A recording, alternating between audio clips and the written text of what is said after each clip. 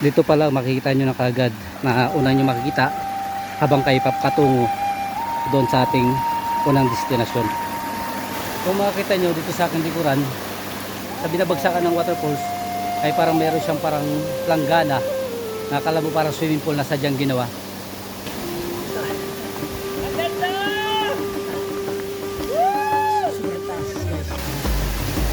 Kailangan ko yan siya.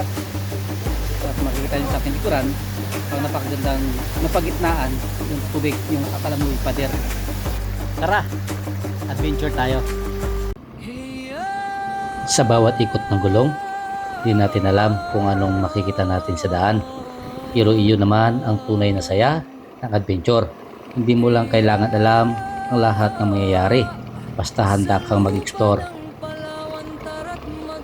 Habang nagbibiyahe tayo, unti-unti nating iniiwan ang ingay at abala ng kabiasnan. Mas lumalapit tayo sa kalikasan, mas ramdam natin kung gaano kaganda ang mga lugar na minsan ay hindi napapansin. Yun. Bali, ginagawa na ngayon yung kalsada na to noon. Yung kalsada na to ay talagang lubak-lubak ngayon. Improvement na. Bali, sinisemento na ng city. Itong paputang Calvary. Itong daan natin, itungo natin. Ito yung kalsada na papunta sa Mount Calvary. Bali, mula dito sa kalsada na to, dito tayo papasok sa way na to. Ito yung papunta natin na falls. Bali, may mga sasakyan lang dito. Bali, ito yung papuntang Calvary na ruta. At ito naman tayo sa bandang kaliwa papunta sa may Dadaran Falls sa pupuntahan natin ngayong araw. Tara! Matapos ang mahabang biyahe, narating na rin natin ang bahagi kung saan mas ramdam na natin ang adventure. Mas nagiging challenging ang daan pero hindi tayo susuko dahil alam natin na sa dulo ng daan may naghihintay na magandang tanawin. At habang nagmumotor tayo, mapapansin ninyo kung gaano kasariwa ang paligid. Puro puno, bato at tunog ng kalikasan. At di natin namamalayan, narating na pala natin yung lugar kung saan iiwan natin ang aming mga motor para pumunta sa una naming destinasyon at Dadaran Falls. After ng mga ilang minuto, mga buskari pa natin dyan, dito na tayo ngayon sa kanto. Mula doon sa highway, almost 5 minutes sa aming biyahe. Ngayon naririto na kami kasama ang tropa. Nag-stop over kami para doon sa mag-guide sa amin paakyat ng Dadaran Falls saka Nagsupit Waterfalls. Bali, dito po yung daan na tatakin namin. Dito kami magsisimula ang aming adventure papunta sa Nagsupit Waterfalls. Kaya mabuskari pa natin dyan, samahan nyo ako hanggang sa dulo ng video ko ito. Tara!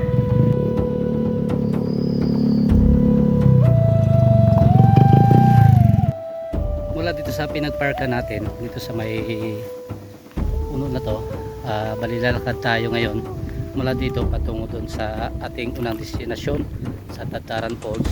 Mga siguro 15 minutes lang ang ating lalakarin. At sabi ng ating guide, ang Nagsupit naman ay lalakarin natin na mahigit siguro 1 oras mula dito sa ating pinagparkingan.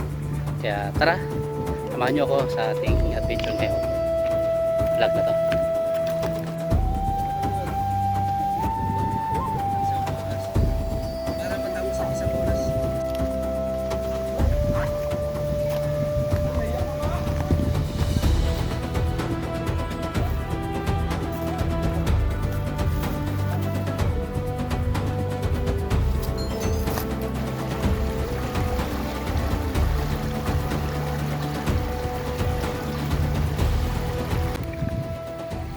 Mga ilang minuto lang namin na paglalakad.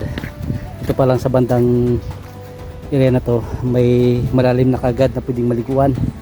Napakaganda. Dito pa lang sulit na kagad yung inyong pag-akyat sa Dadaran Falls. Hindi naman kahirapan yung paglalakad dito papunta doon sa ating pupuntahan dahil hindi naman mahirap yung ating dadaanan.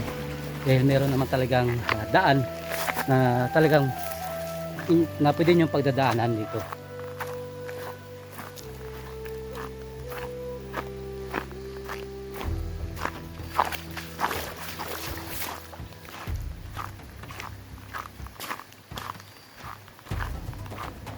siyempre habang naglalakad kayo, maririnig mo yung agos ng tubig na parang bumubulong sa iyo, na parang umaawit dahil sa ganda ng kalikasan na pinagkaloob sa atin. Ito pa lang, sulit na yung paglalakad kasi habang lumalakad ka, habang papunta ka sa area, marami kang mga pakikita at mapapawi yung pagod mo sa paglalakad. So dito sa taas tayo.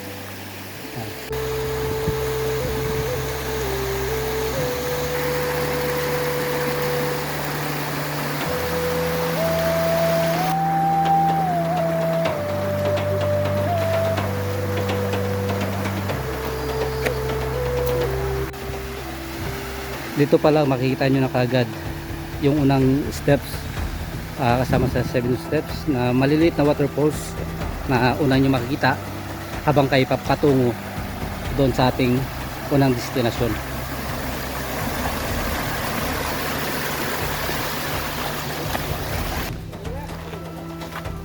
Ito si Tatay Romulo, yung ating guide ngayon papunta sa Tataran Waterfalls at saka sa final destination natin, Nagsupit. At patuloy pa rin tayo naglalakad ngayon dahil wala pa tayo sa ating unang destinasyon, ang Tataran Falls. Kasama natin si JP Mondelo Vlog at si Boskin Motovlog, at siyempre sa pangatlong saulihan ay si Mang Mags, at ang huli walang iba, nag-iisang motoride, Sir Ed. So yan mga boss, samahan nyo ako hanggang doon sa dulo nating video nito. Yun mga boss, malapit na tayo sa ating unang destinasyon. Sabi ni Tatay ating guide, pero malayo na pero malapit na. Parang naguluhan ako doon eh. Habang naglalakad tayo, yung maririnig mo talaga yung ano eh, yung agos ng ilog. Yun yung nagpapa-excite sa atin eh, na makita yung unang falls na ating mararating sa vlog natin yan.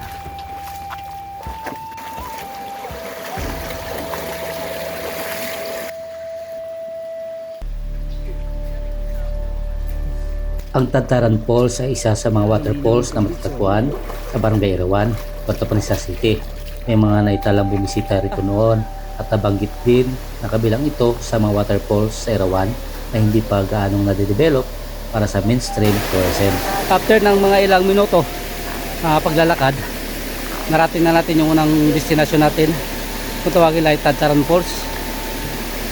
Tara, papakita ko sa inyo yung ganda ng Tataran Falls.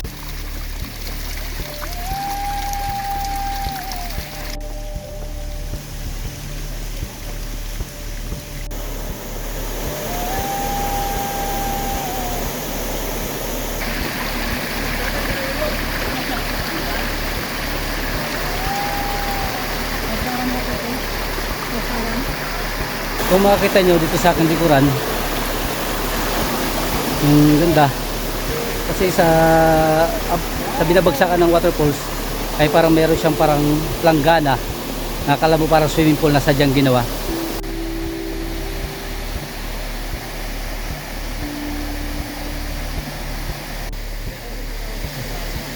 Walang gusto mag-aakyat wala dito sa Tataran Falls.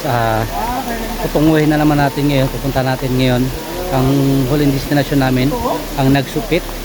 Kaya naakyatan namin itong bato na to kung saan inaakyat ni Tatay itong taas ng Tataran Falls, dahil dito raw yung way, yung daan na patungo doon sa aming pupuntahan na Nagsupit Falls.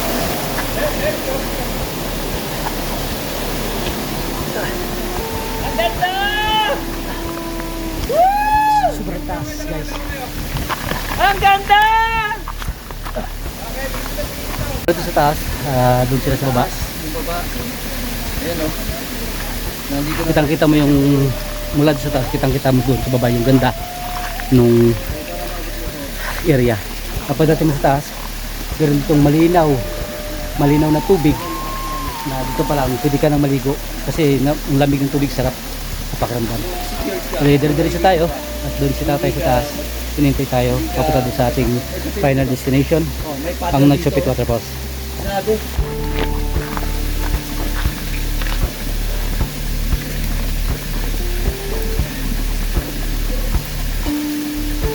Dito sa taas, dito natin makikita yung bagsak ng tubig. Nandito nanggagaling mismo taas papunta dito at pabagsak na ganun siya kalalim papunta doon, diba? Makita nyo guys, ang ganda talaga, kalong para siyang sinadya na ginawa talaga na kalam swimming pool. At ating mga kasamahan na yung sa baba pa. Mula sa taas, tanaw mo kagad yung mga naglalaki ang puno, mga huni ng ibon at magagandang rock formation na bawat hakbang, bawat madadaanan natin ay kaagaw pansin sa ating mga mata. Hindi pa dito natatapos ang ating adventure. Pagkatapos nating ma-enjoy ang Cantarat Falls, balik naman tayo sa ating paglalakad dahil may isa pa tayong pupuntahan at ito ang magiging huling destinasyon natin ngayong adventure, ang Nagsupit Falls.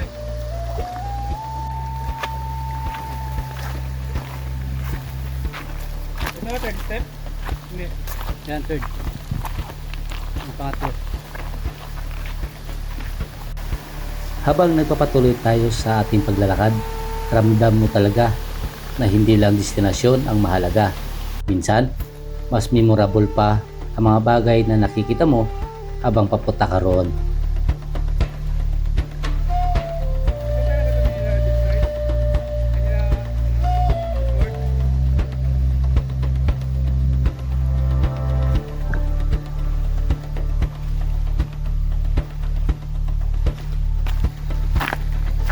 Sa mga oras na to, patuloy pa rin tayo naglalakad kasama ang ating tropa, at sa mga oras din na to, ramdam na namin ang pagod ng bawat isa, pagkauhaw, pero sulit dahil sa mga nadadaanan namin, marami tayong nakikitang magaganda.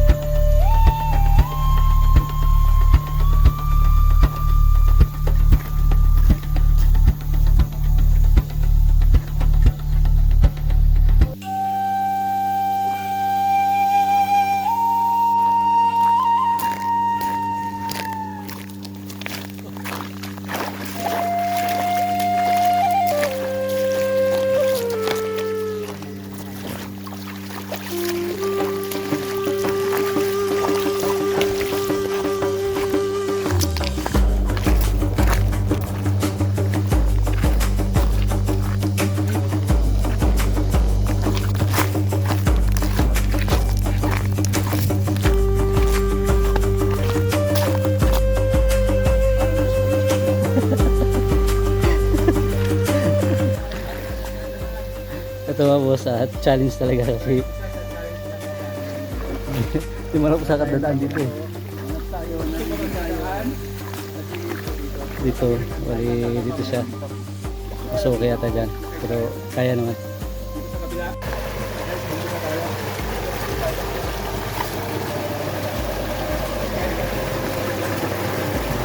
Meron lang tayong part dito na pinaanan na mahirap sa kanila, sa likuran. Bali kasi wala tayo ibang choice na daanan kasi kailangan natin akyatin yung bato na medyo malaki dahil wala talaga tapakan. Yun nga, nadulas si Mang Mags, pero okay naman, wala namang accident na nangyari. Kaya okay, patuloy lang sa ating biyahe ngayon. Kasama yan sa ating adventure. Guys, dito maganda paliguan. Meron ba nabibiling beer dyan? Grabe, sulit. Dito pa lang, sarap na maligo, sarap na mag-stay. Doon pa nga lang sa baba kanina, okay na.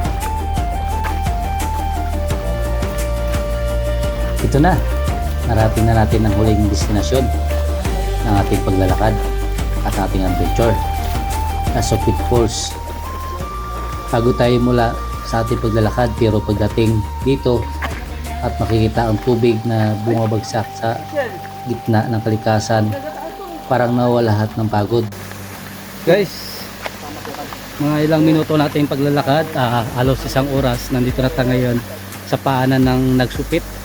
Kung makikita nyo sa ating likuran, ito na yung Nagsupit Waterfalls. Dati daw po is mataas daw tong falls na to dahil sa nagdaang panahon at nagdaang bagyo, bumaba yung area dahil nga tumambak na yung lupa, dahil itong area na to noon ay mataas to noon, at sa bandang taas nito ay yung doon yung makita yung malalim at magandang waterfall sa taas, dahil sapagkat di natin maakyat dahil nga matarik itong dadaanan niya patungo doon sa taas mismo na tinutukoy ng ating guide na si Tatay Romulo. Pero alam nyo ba kung bakit tinawag itong Nasugpit Falls? Ang salitang nasugpit ay lokal na katawagan na maaaring may kaugnayan sa katangian ng lugar o isang kwento ng mga taong matagal nang nakikilala sa lugar na ito. Dahil kaya siya tinatawag na pader sa ngayon, dahil kung makikita nyo talagang mukhang pader yung baso na magkabilaan at sa gitna yung talon o yung falls na napakaganda. Dahil sa ngayon, dahil maliit yung tubig, maliit yung ilog, ito yung kanyang itsura ngayon, sapagkat pag ito ay malaking tubig at tagulan, ang waterfalls daw dito ang bagsak ay napakaganda tong lugar na to at napakasarap liguan dito sa lugar nito. Kaya sulit ang aming biyahe, sulit ang ating adventure mula sa waterfalls hanggang dito sa Nagsupit Waterfalls. Sulit ang adventure. Hindi lang tayo pumunta sa isang lugar para kumuha ng magandang video o larawan. Gusto rin nating malaman ang kwento sa likod ng lugar. Sa bawat biyahe, bawat adventure, may destination gusto nating marating. Pero habang naglalakbay tayo, doon natin natutunan na hindi lang pala destinasyon ang mahalaga. Minsan, sa daan ang pinakamagandang kwento. Sa pagod, sa hirap ng daan, tawanan ng magkakasama, at sa mga tanawing unang bisis nating makikita.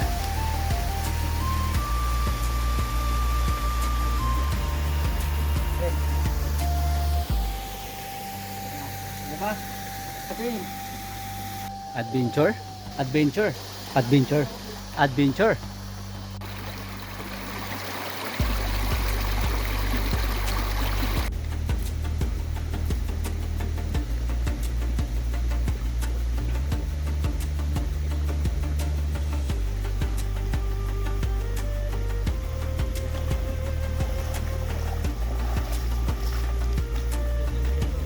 At dito nagtatapos ang ating adventure natin mula Tadtaran Falls hanggang Nagsupit Falls. Maraming salamat sa inyong pagsama sa aming biyahe. Hindi kailangan ng mamahaling biyahe para makahanap ng adventure. Minsan, kailangan lang nating umalis, sumubok at tuklasin kung ano ang nasa dulo ng daan. Hanggang sa sunod nating adventure, tara, biyahe tayo. Sa bawat adventure, meron tayong makikita, meron tayong matututunan. Sa bawat adventure, marami tayong kasaysayan na ating matutuklasan. Sa aming adventure ngayon, aming narating ang Tadtaran Falls at ang Nagsupit Waterfalls. Marami namang alaala ang may dadala ko sa kinabukasan. Maraming kasaysayan na iyong matututunan. Kaya sa muli nating vlog, samahan nyo ko ating tuklasan ang nagagandahan na lugar dito sa Palawan. Ako nga pala si Karipapis Vlog. Sa muli nating adventure, napakita ko sa inyo ang sunod nating pupuntahan. Tara, adventure tayo.